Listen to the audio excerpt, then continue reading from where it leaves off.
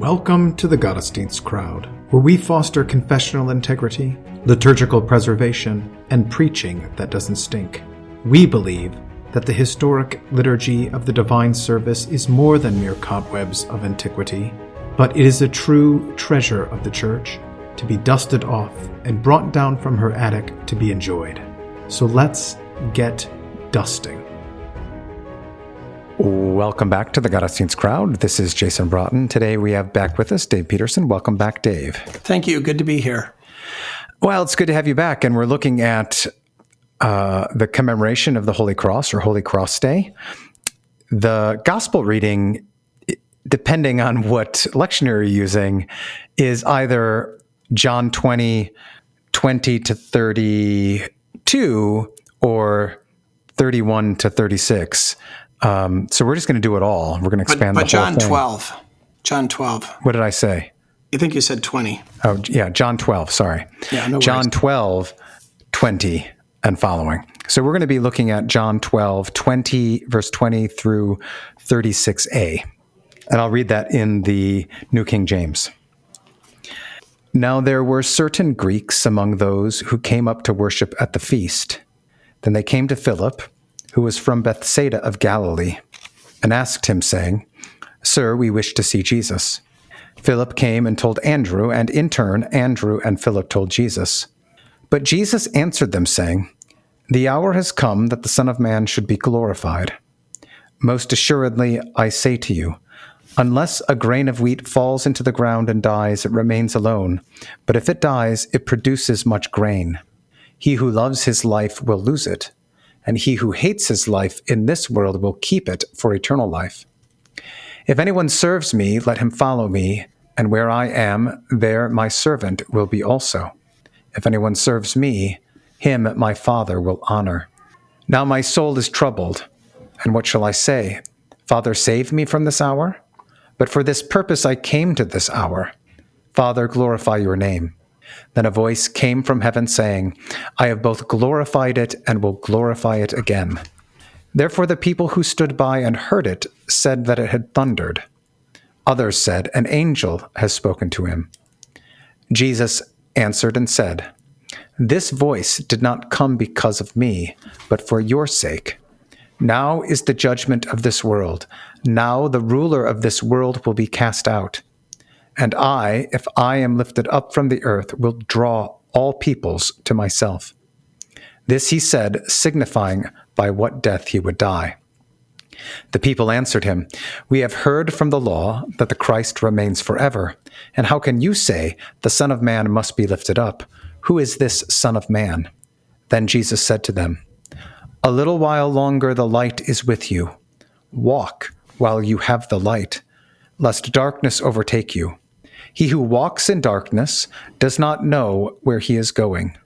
While you have the light, believe in the light, that you may become sons of light." Okay, so in general, what is this feast commemorating? Obviously the Holy Cross, but what about it? Is there any specification? I mean, I think that it's kind of Good Friday outside of Holy Week. Okay. I think that's how I think. It's a foretaste of Good Friday. Yeah, and sort of I think maybe kind of Good Friday without the sort of penitential weight and kind of denials and distractions in some sense of, the other feasts that are going on. Kind of more like this is the completion of the mission. Yeah, Not necessarily the focusing on all the unfolding events. This is the step back, the view of what God is actually accomplishing through the Holy Cross. Yeah, I mean, I think it's a chance to sort of contemplate these things. I don't mean in isolation, but without the kind of burden of Holy Week, when there's a whole lot of other stuff going on, and so I think of this as kind of the way Corpus Christi works too. That the idea of Corpus Christi being, we want to kind of have Maundy Thursday outside of Holy Week. And maybe there's a sense in which once a year is not enough. And so that's the role, at least it plays in my mind. Okay. I mean, I think, in its founding, it's probably full of superstition and nonsense, but. Yeah, and relics. Mm-hmm. Although it would be pretty cool to have pieces of the cross, right? I mean, Would it? I don't think mean, it as would. a historical thing, like this was the instrument by which Jesus died, to have that historical thing, I think that would be good. I guess. I don't know. It I mean, seems to me obviously, like everything can be used superstitiously. well, yeah, but I'd rather have like the chalice or I don't know. I want it all, You want it all. right? I want the manger. Even the nails would be better. I don't know. It's hard for me to imagine a piece of wood that's that old. Anyway, I think that's the idea, to think about what the crucifixion means and to contemplate it, because we just, in some ways, can't do it enough. Is there a sense in which, this arose because of Helena, Constantine's mother, and then Constantine setting this as a feast, creating a basilica for it? Is there a sense in which there's a piety there that should be passed on in this day? Yeah, in the celebration of this day? I think so. This kind of detail to the events of the life of Christ.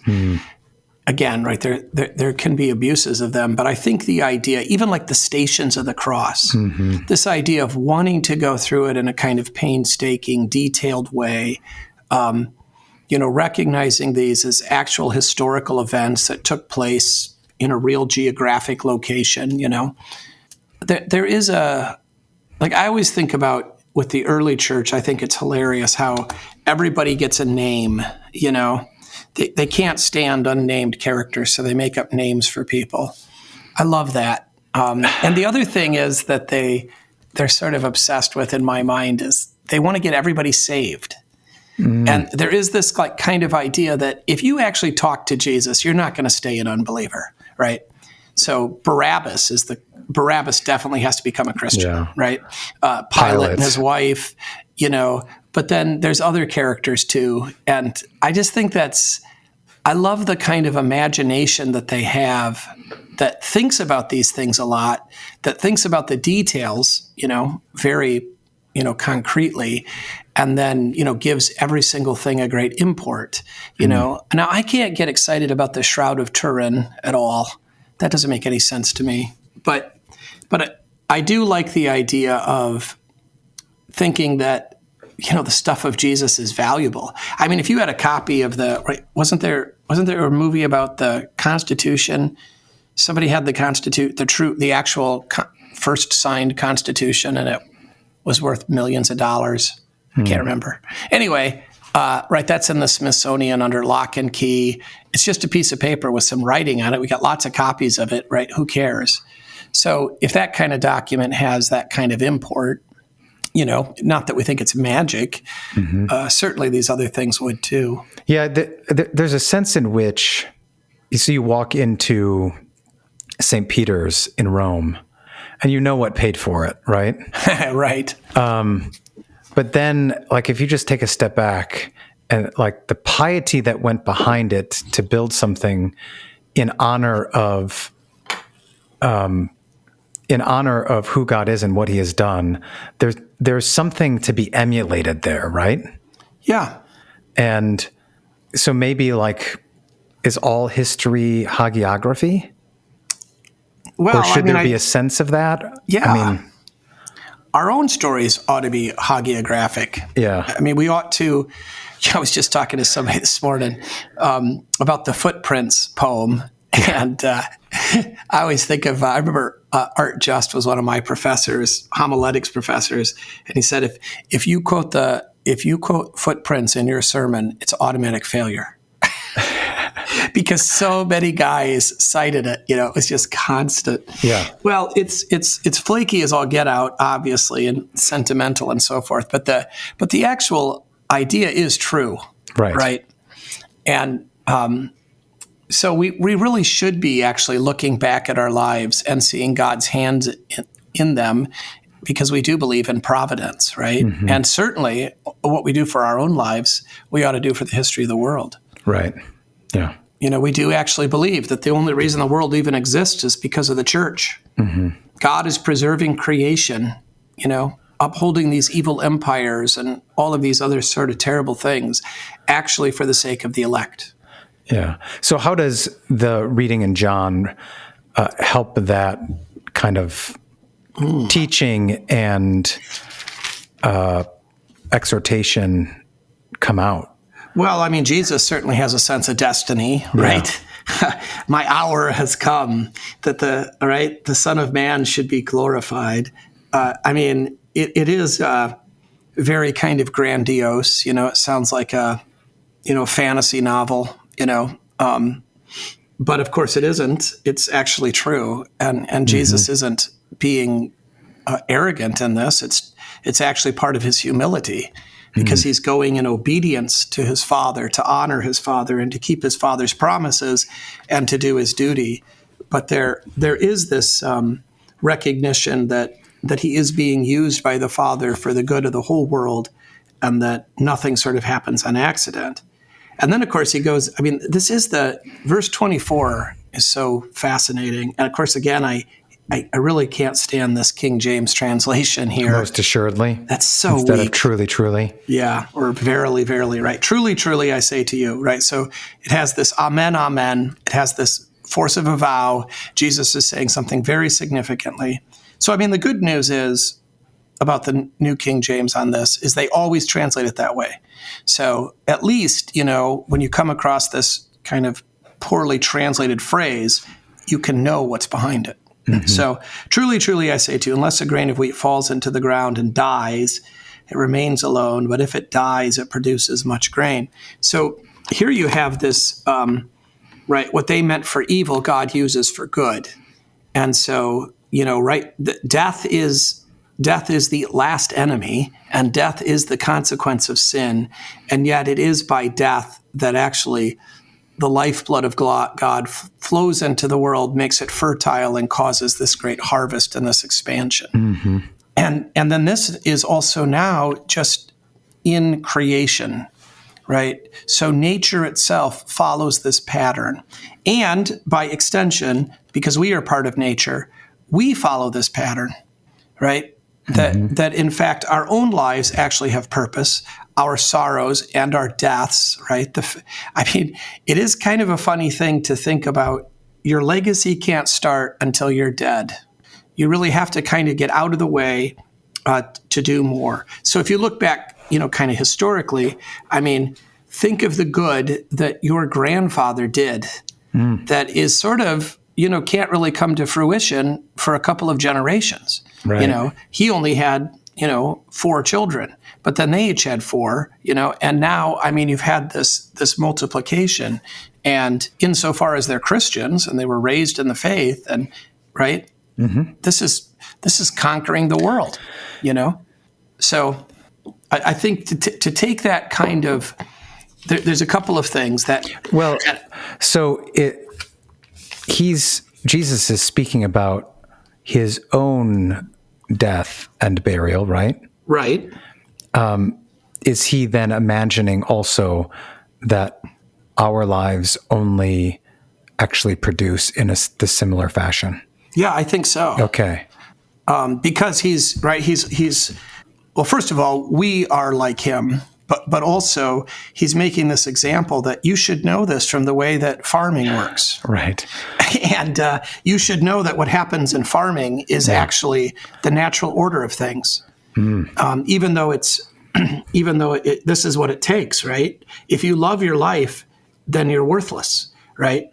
But if you can hate your life and you're willing to lay it down, not only can you be transformed, but you can be a transformative power for others, right? There can be a legacy that follows.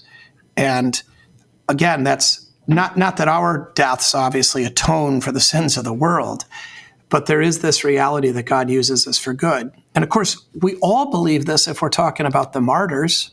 Right. Well, why would something be true of them that's not true of us? Well, we make a hardline distinction, don't we? Yeah, that I think. Well, I mean, of course, there are some things. We think that yes, there are distinctions, but we think that they were better off. Yeah, and that they had more and we have less. Right. Well, we also, I think, kind of in some sense, sell our own vocations short. sell them short. Well, we're sort of both sides of the thing, but I think we don't realize the significance of faith in the world and what God is doing through it. You read a Bible story to your child, it doesn't feel that significant, right? But it is. And, you wash the dishes. It doesn't feel that significant, but it is, and we really do misplace where our spheres of influence are. Yeah, we do. We do. And we get, kind of the way St. Paul talks about it in Ephesians, like stay at your post. Yeah. In Ephesians 6, with the whole armor of God, like just stand, watch, guard where you've been put. And that follows the whole household code. We want to go out away from that because we think that's more effective. Well, and I think also we want honor from the wrong people, right? Some of it's because we assume maybe honor in our own families, but it's also because, right, it's not just a prophet is without honor in his own home. So also the human prophet has a tendency to not honor his own audience. And to want other audiences. So, we're covetous for other people's wives and children and whatever accolades. And I really, envy and kind of perverted jealousy are, I think, actually the biggest problems in the church. Okay. It seems to me that this is where maybe I can't, I don't know if I don't have a proof of this. This is just kind of anecdotal, but I've been thinking about this a lot for a couple of years now. It seems to me that most of the damage within the church militant, that which we do to one another, we often say it's Eighth Commandment stuff. I think that's true, but I think the way it's driven by this kind of, jealousy and envy and dissatisfaction with what other people are getting. It's so hard to be happy for someone else's success, or someone else's honor. And it's just so fast. The flesh just brings up this kind of bitterness, and it's terrible, but I'm thinking mainly within the ministerium, but I think it happens throughout the church militant that, I don't know, there's just all sorts of desires again for, covetousness for other people's wives. So, within the ministry, there's coveting for other people's congregations, and there's coveting for other people's offices, and coveting for other people's gifts, you always hear this kind of joke about, Can you distinguish between coveting and realizing that they've been given a gift and wanting to emulate it in some way? Oh, completely. Okay. Because if you're coveting, you're sad. Yeah. See, you're sad at someone else's happiness. That's envy. Yeah. And so if someone else has a gift that you want to emulate and it makes you happy to be striving and to have this great example, right? That's not what I'm talking about. So there's also then, this really affects kind of what godly ambition is all about, doesn't it? Yeah, that's right. Because it makes us desire this very bland equality instead of differences that spur us on to be better. Right. Well, the other side of this kind of envy thing is Schadenfreude, right? Oh, yeah. So envy is sadness at other people's happiness, and Schadenfreude is happiness at other people's sadness. And, that's such an ugly emotion. And we've all felt it, but it's just this kind of desire for, it's all covetousness. It's this desire for vengeance or, other, yeah.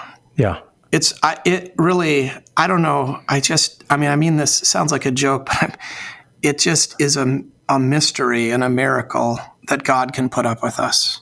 Mm-hmm. So how is the cross an antidote for that in our own lives?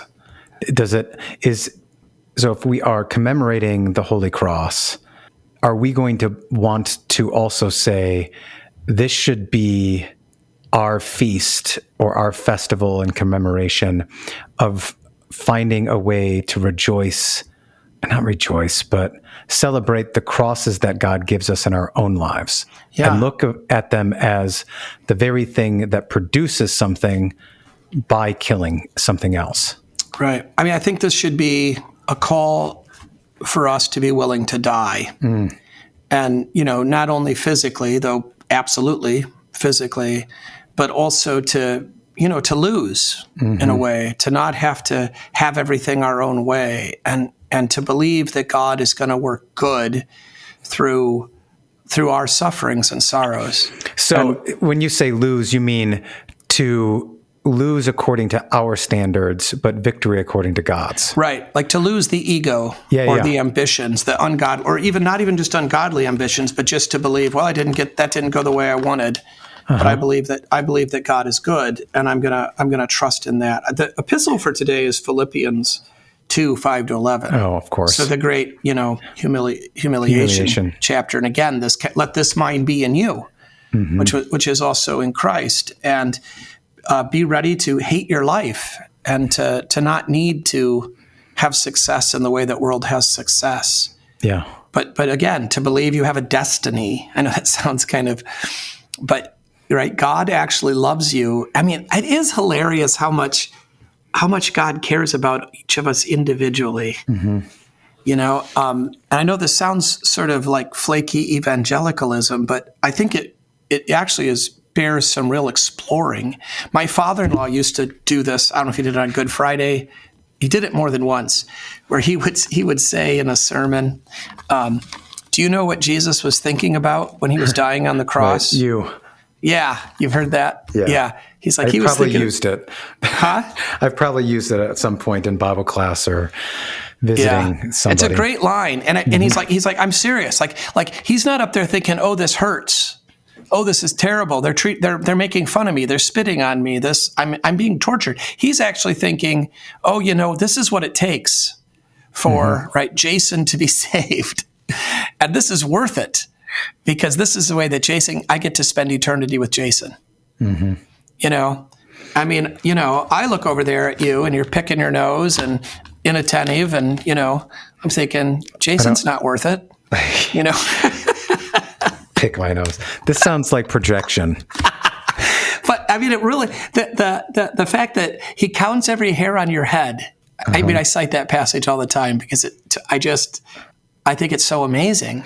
That's not a metaphor. He actually does. I mean, to think about that, like you're so interesting to him that he counts the hairs on your head. So I think sometimes we think that the love of God is an abstraction. Yeah. Like, he just like the way, I love country and Western music or something, or I love pizza. No, I mean, it's a knowing love, a kind of obsession.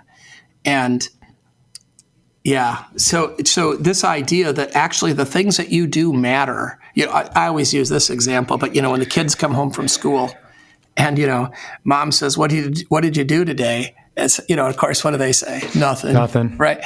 And she is just like desperate to, not that she cares exactly what they did. She just wants to talk to them. She wants to be part of their lives.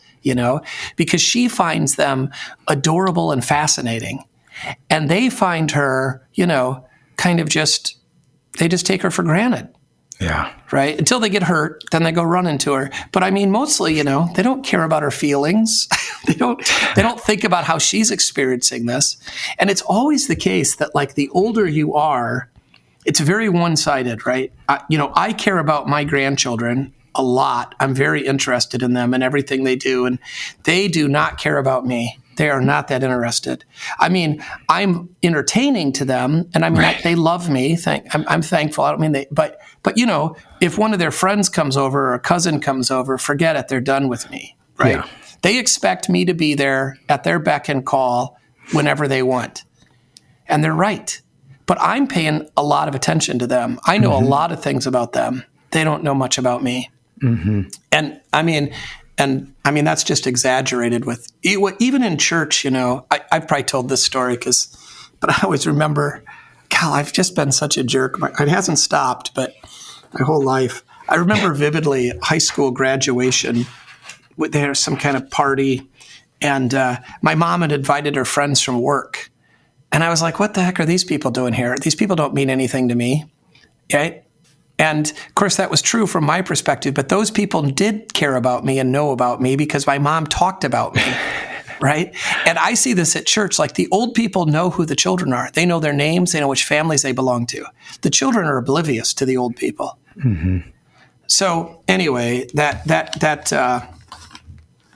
kind of knowing, deliberate love, the purposefulness in our lives, and the fact that our lives are defined by the hardships, and not just the hardships are overcome, but also those things that overcome us.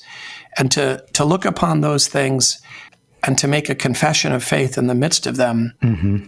This is our duty and our joy. And I really do think the place from which evangelism best flows. Yeah. Defner used to say, he was one of my hum profs, he would say, preach to pain and you'll always have a captive audience. And I think that's right, because everybody's in pain. And there's frustration that comes with that, disappointment. But then there's also then, I think, very much the need for a theological response that gives the biblical meaning and understanding to pain and to crosses and the kind of purpose behind it. Mm-hmm. Yeah. But that's really kind of all tangential stuff to what's actually the heart of this, which we weirdly haven't got to. Well, I don't know. I mean, it is. I don't know if it's tangential. I think it's the necessary consequence. Okay. Right? Because the whole point is we are going to be molded into his image. Right. Well, and okay, so I think this is really great. I do love this, John 12. That's why I had to expand it. Plus, it annoys Scammon, and there's a certain joy in that. But you have this at the beginning, right? I love starting at verse 20 because the Greeks, right? Yeah. The Greeks come up to worship at the feast. They come to Philip, "Sir, we would see Jesus." First of all, that's a great line. Do you have that in your pulpit? I don't. I don't either. I never have. I've wanted it. I have some artistic people in the congregation. I suggest that they make me something, but they keep ignoring me. That's an old Lutheran tradition, as I understand it. That I'm filling a vacancy, and they have it printed out. It's just on a piece of paper. Yeah. See, I guess that's what I should do since I can't. But there's this Lutheran tradition, I don't know how widespread it is, that the pastor sees that in the pulpit, that statement, mm-hmm. painted, or so the congregation can't see it from where they are. But in other words, it's supposed to be like this reminder that the sermon would show the people Jesus. Mm-hmm. Anyway, so I like that. But I love the response. It's hilarious. It's great because Jesus is like, "No, you don't get to see me." And he just says, "Well, it's time for me to be glorified. And if you won't see me there, you will never see me." Mm. Right? And so, because I'm telling you, right, most assuredly, amen, amen, right? This is the way it works. And you Greeks don't really know what glory is. And I think this is true. This is great because and he's using, is he using doxa there or is he using? He uses doxa, yeah. Okay, so he's not using the Greek word for fame and the other. No, this is the Greek word for fame. They have two words. No, dokeo just means to think. This is like the opinion of others with the whatever that X letter is called in Greek. I can't remember the name of it. Xi. Xi. Yeah, it shouldn't be that hard. Yeah, this is the word for opinion or reputation. Yeah, but they have another one. It's kleos. Oh, that's used in like Homer and well, I was just reading in the TDNT, and maybe I misunderstood it. I thought this was that word. This is really the Hebrew word kavoth. The Greeks don't have a word for this. That's the way I understood the article. But maybe I'm confusing things. Yeah, kleos is often translated in like the Odyssey and the Iliad as glory, but it's self-glory, and it's like fame, well-renowned. Well, I really thought that's what this word means. I don't know if that word, I don't think that pops up in the New Testament at all. Yeah. Well, so maybe that went away, that word went away in Attic Greek or, ancient Greek, and when Koine comes around, Doxa replaces it. I don't know the history of that. I don't either. He did say, I mean, I'm just doing this. I just read this morning, but I mean, I thought he was citing Homer, but he was definitely citing Philo.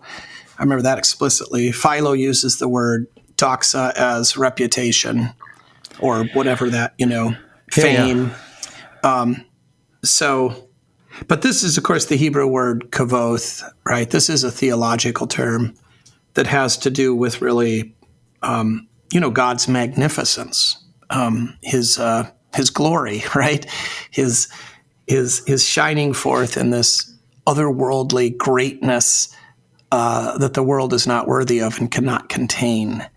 And of course, it's hilarious because, right, this is this idea that it's found in this humiliating scene of weakness and submission, right? And the end of human life is not the idea of anybody's, right? I mean, not just the Greeks, right? Nobody thinks this is glory, right? That, it's not the, we're not impressed by the Green Beret that, gets killed, I guess, without doing something great, who just loses, who puts down his weapon and lets somebody kill him.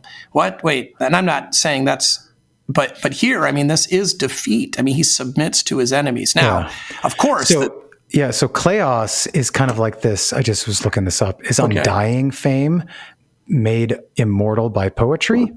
Oh, okay. And so like doxa Achilles is like popular opinion, but fallible. Okay. So maybe there's like, it appears to be, there's a sense in which it's what appears to be true to the public is doxa. And so he's saying this is not going to appear to be what it actually is. I don't know. But anyway, in ancient Greek, that's the difference between kleos and doxa.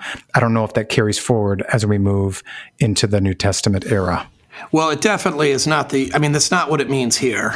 I mean, it doesn't mean what Philo or Homer meant. It means what Moses meant, right? Right. So it's carrying the weight of the Septuagint then. Yeah. It's a theological term. Yeah. Now, but it is sort of also pushing against them that you people don't even have the vocabulary to talk about this. Mm-hmm. And, so you have to learn to see the world as it actually is. Well, maybe that's why it's using this word. It's using doxa instead of kleos because it's about appearances. Yeah, could be. And then, of course, I mean, the point is, right, this is actually what looks like weakness, is actually this great moment of sacrifice, of self-sacrifice. So what we find out is it looked like the Green Beret lost and laid down his weapons. And then you sort of find out, look at it from the other side and he just saved 1,000 people, Mm-hmm. I mean, so what appears to be weakness is actually the greatest strength, right? I mean, we give out most of the time when the Medal of Honor is usually given to people that are dead, mm-hmm. who die in the earning of it, because there is this recognition, right, in that this kind of greatest act of valor is the love of your comrades. And most of those are not for accomplishing the mission. Usually it's for the love of the fellow soldiers, right? Mm-hmm. It's not that I got to take out this machine gun nest because, it's strategically valuable. I got to take out this machine gun nest because it's mowing down my brothers. Mm-hmm. And so it looks like I lose everything in it, but I've actually made a sacrifice of worth out of love. Mm-hmm. And that obviously is where it's going, right? But it's also personal. Yeah. I mean, the kleos or the glory in the Odyssey or the Iliad is personal glory. Mm. Jesus is glorifying his Father. Interesting. Right? Yeah. And that glory, that's a higher thing. So he's revealing the Father in this. Right. Unveiling him. Right. Whereas, in that Greek literature, it's all about, Achilles chooses, an early death, glorious death instead of long life raising his children. Right. And because he wants that fame. And immortality. Yeah. Right. He believes that this is the way that he will live forever beyond death, yes. because he will be remembered. Mm-hmm. But then in the Odyssey, they run into him in Hades. Yeah, he says, "I wish I hadn't have done that." It turns out they even though they teach this and believe this in one way, they know it's false in another. Yeah. And here, of course, right, you actually have it really is perfect love in that this Jesus has nothing to gain from the opinions of others, right? He doesn't need anything, and he doesn't need us to remember him. Yeah. Well, you even see this in the Odyssey, right? He wants Polyphemus to know, Odysseus wants Polyphemus to know that it was Odysseus who did this. Right. And that delays him even longer because Poseidon then, he just couldn't help himself. Yeah, I really do. I think it's probably common opinion. The Odyssey is more fun than the for sure Trojan War. Yeah, but anyway, so you've got here this great thing, and then so then you get that right. Father, glorify your name, right? Which is fascinating request, right? I mean, what is the name that the Father is to glorify? I think it's got to be Yahweh. Oh, really? Yeah. What were you going to say? His name, Jesus. Well, that's what I think that. So here's the hilarious thing. I think the name Yahweh is the name Jesus, right? Yahweh saves. But also, I think we have this our kind of default thinking is to think of Yahweh as the Father. But if we look at this, right, all these who speaks in the burning bush, right? The Lutheran answer is that's not the Father, that's the second person of the Holy Trinity, right? And so, but it is Yahweh. Yeah, it's Yahweh. So right, and I mean, of course, Yahweh can be applied to all three persons. But I think that when he says, "Father, glorify your name," he does mean himself, but he means, show the world that I am the one who is, right? And then the voice comes from heaven, right? I have, and I will, right? Mm-hmm. So where did he glorify it in the past? Huh. I've never thought about that. I have some ideas, but I'm not sure. I think, of course. Do you think it is when he puts his name in the temple? I think it could be all of them. Maybe it is all of them, right? The Exodus, the pillar of cloud, because you're going to have. The Exodus is the easy answer, of course, but I think all the times that the enemies are defeated, because that's going to be the next thing. I mean, Joshua, the angel of the Lord at Jericho, he said, Joshua says, "Are you with us or against us?" He goes, No, you're with me, right? Right. Well, I wonder too if it's not that, right? Glorify your name, right? And then you have this. So the Father, distinct from the Son, which is this fascinating moment where he says, "I've both glorified it. I'm going to do it again." And then the people they don't understand it, right? They think it was thunder or they think it was an angel. Now, why would they say such silly things, right? The sentence, spoken in a human language, "I have both glorified it and will glorify it again," does not sound like thunder. Do you think that goes back to we don't want to hear his voice again? Yes, I think they're just pretending. They're telling themselves they're making up something. So this is an example of the veil over their eyes. Right. They willfully these are the people in Plato's cave, right? Mm-hmm. They've been told that they won't. And so then Jesus says, right, this voice did not come because of me, obviously, right? But for your sake, right? And now is the judgment of this world, beginning with the judgment that you people pretending like you can't understand this. And the ruler of this world will be cast out.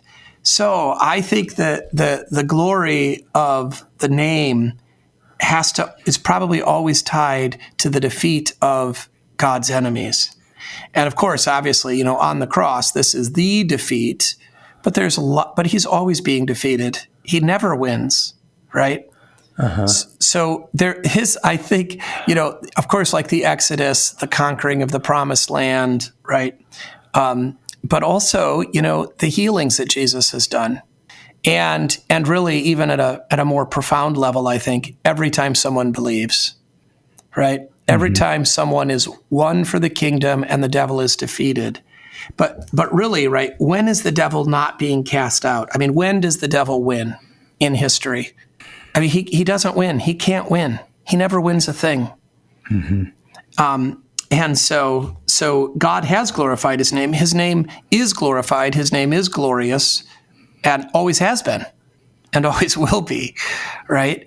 Just because some people pretend like they can't tell or the devil tells lies about it doesn't actually take away the objective reality. I mean, there is a sense in which he doesn't win, but he never completely loses until this point. Yeah, I think that's fair. Right, because there's always a sense in which we don't have the wherewithal to carry out the actual mission, to finish it. But it is sort of what we see is that, these what seemed like defeats along the way were in fact strategic maneuvers by God. The sort of sacrifice of the bishop for the sake of the game, and in this case, even for the sake of the bishop. Yeah. So it's like, I've lost all my pieces, or he's lost all his pieces. He must be losing, and then it turns out, oh no, this was all purposeful. Once again, right? That nothing's happened by accident. And then, of course, the greatest, I just love this, verse 32. If I'm lifted up from the earth, I will draw all peoples to myself. Using the language of, Numbers 21 and the bronze serpent, which is the Old Testament. Again, this just great thing that what actually draws people to Jesus is not expressions of power like the miracles, but it is, of course, the actual obedience to the Father in love that atones for the sins of the world. Because there we see the heart of the Father. So you said earlier, right, that Jesus is revealing the Father. The Father is most fully revealed in the obedience of Jesus Christ for the life of the world. Yeah, and I think you see a further example of that veil, because, they then quote the law of Moses, that the Christ remains forever. I know. And what is the significance of Jesus' contradiction there? Well, he's just exposing them as unbelievers, right? Because they just admitted, we know you're the Christ.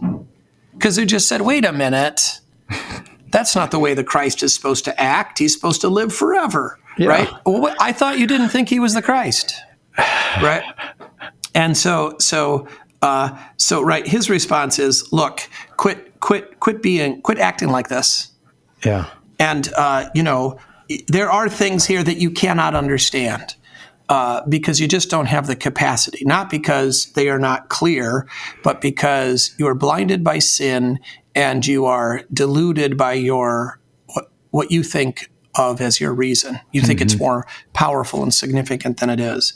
So here's the deal. It is, the night before Palm Sunday, and it's time, right? So it's just a little while longer while I am with you. So you need to live in the light of the Scriptures, lest darkness overtake you, right? While you have the light, believe in the light, that you may become sons of light. So it is a rebuke, but it's a pretty gentle rebuke. It's an invitation. And I think he's still talking to these Greeks as well. Maybe through Philip or whoever, but right, that he's actually saying to them, I'm telling you of the holiest things, and you got to believe me. And that entails following. Walking right in the light. Well, and go back to wherever, if anyone serves me, he will follow me, and where I am, there my servants will be also, right? Where is Jesus on the cross? Yeah, you got to be where Jesus is. And I think, so could you do like a play on Sir may we see Jesus in that regard? How so? Like, where do we see him? Yeah, where do we see him? That's right. And where is he? Right. Are we willing to go where he actually is? Well, and is it really Jesus we want to see? I mean, there's some question here, I think. I don't want to be too hard on these Greeks, but They need do they it. just want to see a miracle worker? Do they want to see a carnival show? You know? Do they actually want to see Jesus as the way that he loves the world, or do they want him on his own terms? Is this Thomas Jefferson, cutting out the parts of the Bible he doesn't like? I mean, there's a lot of that in the world. Yeah. There's a lot of that in us. Well, thank you. That's what I meant. That there's always this sort of temptation. Yeah, we really do. I mean, I think pastors can struggle with this too. In particular, not being forceful enough in the things that Jesus says and always kind of backing that off with the preaching of the gospel instead of just letting these statements just stand Right. on their own. Oh, yeah. It's like we're always explaining things away. Yes. Yes. Or not that we are doing that, but that there's a draw to do that. Oh, absolutely. Yeah. We're ashamed. We're ashamed in our fallen flesh of much of what Jesus says, and we fear it's counterproductive. Just because it's in the Bible doesn't mean it's fit for public consumption. Yes, it does, actually. Yeah. Right. So there is. Yeah, I remember I was early on here. I did VBS on John the Baptist, and the last day is the cutting off of his head, and just going through the life of John the Baptist, like what's there in the Bible. And there were parents who were like, are we sure we want to teach them about this? I'm like, well, we're going to teach them about the cross, aren't we? Like, should we not let them know what's in there? And they're like, okay, pastor. Of course, this was very early on, so they're fine with it now. But early on, they were like, I don't know if this is age appropriate. I mean, there are things that aren't age appropriate. Though I don't think I think death's always age appropriate. Correct. I do think that, I did like the translation of the Catechism before 1986 of the Sixth Commandment better. You mean chaste instead of sexually chaste pure? And decent life. I do think there are some things that there is a certain kind of age appropriateness, but so it's not that we're completely insensitive, but at the same time, right? But at the same time, there are things of the Sixth Commandment that children need to know. Yeah. About what God has created in holy marriage and how man and wife are to live together, right? Yeah. So, one of the biggest complaints on the Rioas bulletin covers is the one on I think it's the deaf mute, where the demon is coming out of his mouth. Oh, yeah. That snake. And they're like, it's just so ugly. I'm like, well, it's meant to look ugly. I mean, demon possession is ugly. Yeah. So I'm glad that it did what it was meant to do. That's right. That's right. Yeah. And I mean, I think in fairness, there is a line that we can cross. Of course. You can paint things too gory, Definitely. Scary and so forth. So, too explicit, to be sure. But I agree with you that the martyrdom of John is appropriate for children. And I mean, children know about these things anyway. Yeah. So we need to teach them again to understand it in light of the gospel and what God does through death. Mm-hmm. And how it's a passage, and unless a grain of wheat falls to the ground. That passage, by the way, is the title of that book about the history of the Missouri Synod. Really? Remember that? I can't remember Zorn? I can't remember who wrote it. Unless the Corn Dies. Huh. Do you know that book? I don't. Apparently not. That was the definitive book on the history of the Missouri Synod. And it was about, it's got all the early stuff, Stephan and Walther and Altenberg and all those things. It's very hagiographic. I always use this passage at the committal, and because we're in the middle of cornfields. Yeah, and a lot of the people who are there are farmers. And it's like you all plant in hope. right? That's right. This is what we're doing. We are planting this for the hope when the resurrection of all flesh happens and the harvest will be plentiful. Yeah. And they obviously love that because, they're looking around at all the corn and the beans and they're like, yeah, we do plant in hope. Yeah. I sort of love this. The word seminary is seedbed. Yeah. And cemetery is like a dormitory, a place to sleep. Yes. I sort of would like our cemeteries to be called seminaries. For that whole, and I love the garden stuff too. I mean, Jesus being mistaken for the gardener is such a delicious.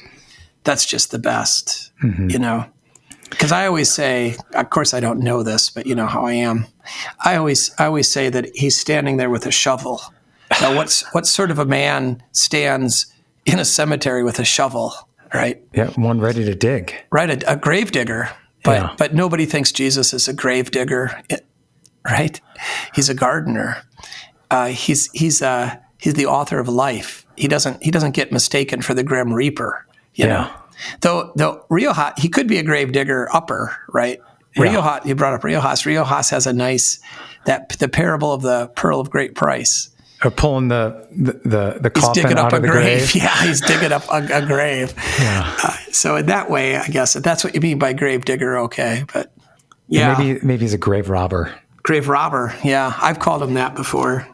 I maybe it's not useful, but sometimes that kind of jarring. Well, that's like Jesus the arsonist. Jesus the arsonist. He's going to burn the world. Jesus the grave digger, or the grave robber. Yeah.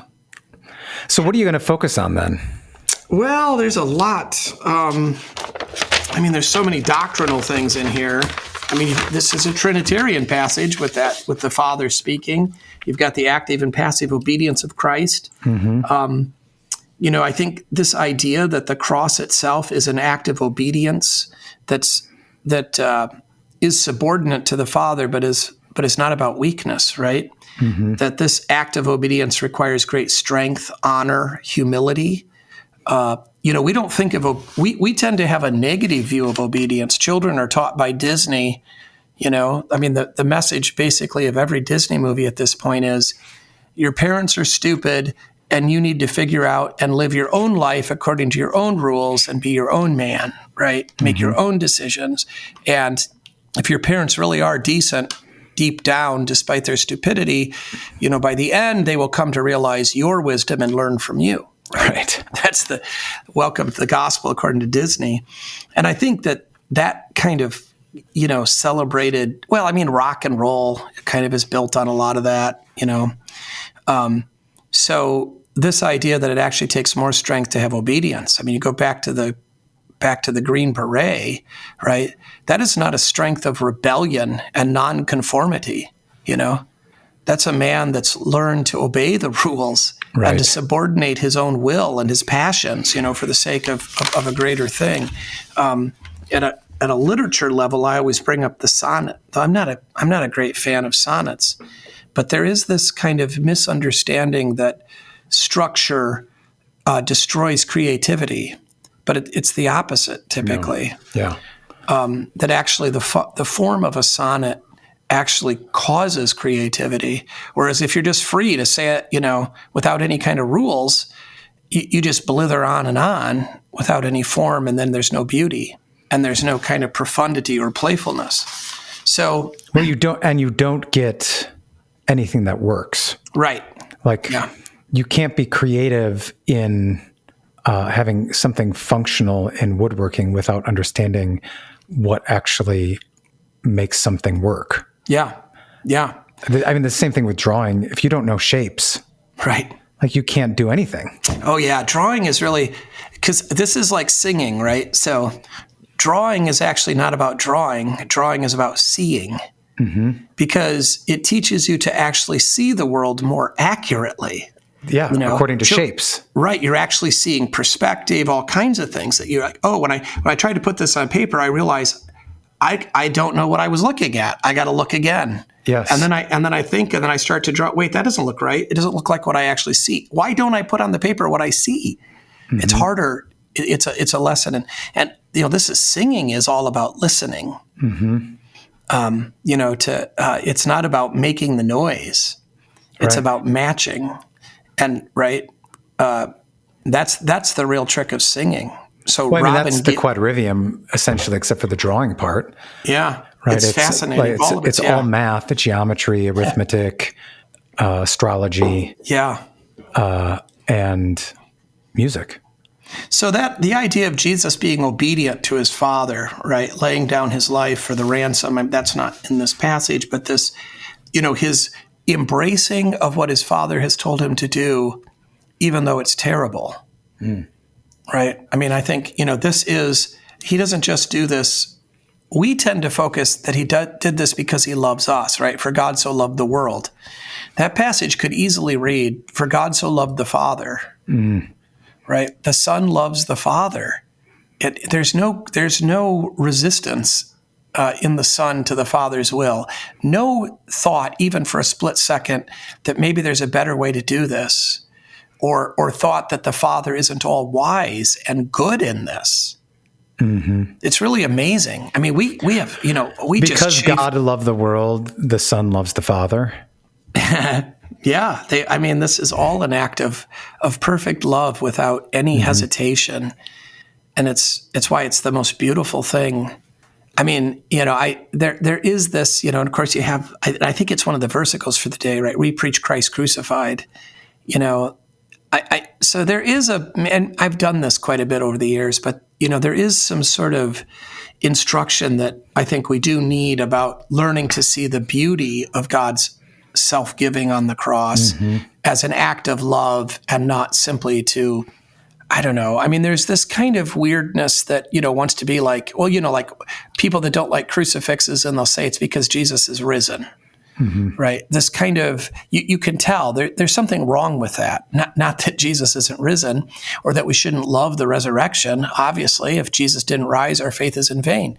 But there's something there that they want to move beyond this great act of love and, the winning of the world into something nicer. Or I don't know what it is. But well, it's almost like, quoting from John 12 here, where they say, we have heard from the law that the Christ remains forever. And how can you say the Son of Man must be lifted up? Yeah. It's sort of that veil, like we don't want to acknowledge the necessary ugliness of sin on display, and yet the beauty of God's love overcoming it in that same display. Right. It is, and I do think it is a law gospel thing. So Luther's meditation, how to rightly meditate on the cross, which is in the old Lutheran works in volume 42, but they retranslated it. I don't know why in volume 76. I don't see any benefit to the new translation, but maybe there is some. But he really goes through. Maybe that was just one of the fortress ones, and they don't have access to it anymore, could or be. Something. And apparently, it is also in Lenker. It's also in the house, one of those postils. But I didn't know it from there. But Luther goes through there about how contemplation of the cross should make you feel really, really bad. To realize what had to be done, like what it required, just because of you being so stupid and weak and selfish, right? And there should be this real kind of reality that you are responsible, right? Luther does pull that, where it's like you swung the hammer that drove the nails into Jesus' wrists or whatever. But you really don't get the full depth of how bad your sins are without contemplating the cross, says Luther. And I think he's right. But of course, it's so you do kind of have to endure the pain of that contemplation to also then sort of reap the benefit, to then also see that it really did happen and God really isn't mad. And he was even glad to do it because he thinks you're worth it, right? So, that we shouldn't, we're not meditating upon the cross in order to stir up in ourselves, some sadness that will impress God. But we are meditating upon the cross and allowing ourselves to consider what our sins actually deserve, partially because we know the mercy of God and we won't get what we deserve. So that we would therefore better understand and rightly appreciate the depth of his love and then receive the abundant life and the joy that comes with that. Yeah.